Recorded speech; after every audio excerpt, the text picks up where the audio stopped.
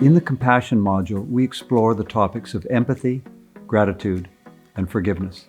And when you think about compassion, we need compassion in order to be empathetic and in order to forgive others.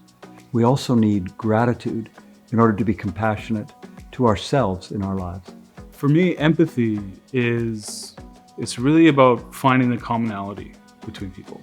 A sense of gratitude gives you a perspective, a groundedness in the way that you work with others. Forgiveness is one of those things that we don't talk a lot about in a business context. It's squishy and emotional, and it's supposed to be, impersonal in spreadsheets. But businesses are made of people, and humans are messy. And every time you have an interpersonal relationship, you have the potential for hurt and for harm. And the flip side of that is you're going to have to be able to engage in forgiveness in some way. Remember, this program is not just about emotional intelligence. It's not just about developing EQ for EQ's sake. It's about helping you to cultivate better relationships with others in the family and those you work with. We'd love to have you join us.